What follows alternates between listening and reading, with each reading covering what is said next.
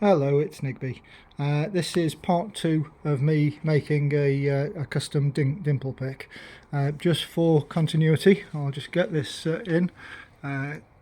It's a shade under 10 degrees today, so back outside on the tools. So just very quickly run through. This is the little mini lathe that I bought specifically for doing this. I'm not going to try and teach anybody wood turning. There's far better instructional videos out there. I'm not going to review this piece of kit, but what I will do is just highlight a few obstacles that I had in making the picks. Purely they're obstacles created by using this cheap lathe. I think I paid £20 for this. There's various things I had to do to overcome problems that if I had a proper lathe just wouldn't be problems. So much of the learning was me sort of working out a way around these things. So same as making the tip, I'm just going to give a brief overview of the sections, and then I'll come back to you and show you the sections with any relevant things that are pertinent to this machine. Okay, I'll crack on and come back to you once I've got the wood loaded up and all that sort of thing. Okay, the wood's all mounted up in the lathe. Things to note: this end, the chuck end, because of this I found a slit in no end of the pieces of wood. So 2.5mm hole in this side, 1.5mm hole just piloted in this end, because that's what eventually this is going to be the end that holds the tip, and you need to drill a 1.5mm hole farther down there, which is one of the complications which I'll come to in a bit. So I'm now going to start turning, but just very quickly. So this is me, that's the lathe. Wood's fairly balanced at the moment. So off we go. Come back to you when we're in a little bit more shape. Okay, that is the pen blank turned to round and balanced. Now this is the most critical point in building these things. This is where I found the hardest thing to do, to work out a method of it, because you need to get a absolutely centered hole all the way down that, and of course this thing isn't actually a tailstock. You can't mount a drill bit in it, you can't progress a drill into there. So what I was trying to do was drill them by hand, and they were off centre and whatever. So this is what I came up with. It's not perfect. It's very much a limitation of this machine. So what I do is crank the whole thing down to a very low speed, start the drill bit in there, and then I have to advance this by hand. Key things to note: don't try and pull it out while the machine's still running. The whole thing breaks off at this point here. You need to stop it while it's in there and then rotate it by hand to get the drill out. But it's worth doing this now, because without a decent mounting hole in here to mount the flag tip in, then the thing is junk. So yeah, I'm doing this now, and then I can get everything centered back up onto the normal spinny tip bit of the lathe, and I can just carry on working. But it's not worth putting any more work into that handle until I've got a decent mounting hole. So as soon as it's balanced like this is the point that I do this. Okay, that was a success. Got a nice mounting hole drilled in there. So I'm going to carry on now shaping this handle. As I say, this is the end that holds the tip. This is going to be the tail of it. So I'm going to do my signature taper, which very shortly after that the G Pro community set came out looking almost exactly like it. It's obviously a pretty generic shape, baseball bat type shape. So yeah, crack on. Okay, so that's the basic shape turned into it. Next thing up is basically sanding and prettying it up. Only thing is, I have noticed, I don't know quite what's going to happen there, but there's a possibility that that is a split in this. So this all may end up as junk. So this could be a repeat of making the tips. This is the problem with working with natural materials, but I'll persevere with it. You never know, it might not be that deep, it'll maybe sand out, it might be just my poor woodwork. I hope not, because it's shaped up really quite nice, and obviously there's a nice bit of grain to this wood.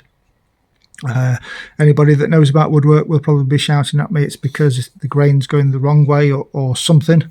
I have no idea. I just do this because I enjoy it, and it's yeah, it's fun. Come back to you when we're a little bit farther on. Okay, much like making the tips, I've stopped to look at the work. It's obvious that there's a really big crack in this wood. Try and get a little bit of focus on there. So yeah, this one is scrap. Just while it's in the lathe, get your view down that end. Yeah, now I'm looking at it on the camera, that's really obvious. Maybe I've forced the tip of the lathe in there too much, but yeah, it was starting to look okay. I'll go through all that again. The next thing you'll see is a different piece of wood in there, and hopefully looking a bit similar to that, but without the crack. Right, this one's gone an awful lot better. I've got a tiny little bit of blowout in the wood at this end, but I've got plenty of length to pare it off a lot shorter than that. So I've done a fair bit of sanding and put the grip rings in, which are burnt in. As I say, I'm not trying to teach anybody wood turning, but if you've got any questions about how any of the what I've done on here, just please ask. I'll happily tell you. So I'm just going to finish this off with some sanding, get it really nice and smooth to the touch, and then I'll pare it off, and then I'll beat it, hopefully inside, away from the cold. Okay. After finishing this second handle, I came to start doing some of the next part of the process, and I inserted the tip, and what I found was that the hole that I had drilled had just ended up too eccentric. Don't know quite why, but it's happened before. So unfortunately this handle that I made is another scrap one. It's a shame because that's a nice piece of wood. So I just put that onto one side. So I have made a third one. So there's the one that snapped. So yeah, what I'm now going to do is just go through the process of mounting the tip into the handle. So I've just put some marks on this tip. First mark is for the total length that is outside of the flag. Next is the amount that is inside the flag. So I need to cut that off there, and I'll come back to you once I've cut it off and just done a little bit of work on the section that goes inside the handle. So yeah, this one has ended up quite nice. I mean, all wood is different. I'm hoping this comes out once I put some finishing oil on there. It very often completely changes the character of the wood as well. So there you go, we've got the mounting hole. So yeah, see you in a second once I've prepared this tip. That's all prepared. So what I do is I grind some divots onto the end that goes inside the handle. I generally give it a good roughing up, and I chisel tip the very end so that when it's inserted it gets a little tap, so that this end actually goes into the handle. So that helps with some of the rotational force because it's chiseled into the inside of the handle. Struggling with focus on this small thing. That's a little bit better. So yeah, just to help the epoxy to bind it to the handle. So what I'm going to do is I'm going to mask the handle up. I'm going to mask the tip up, and I shall epoxy this into the handle, and I'll come back to you hopefully with a finished flag.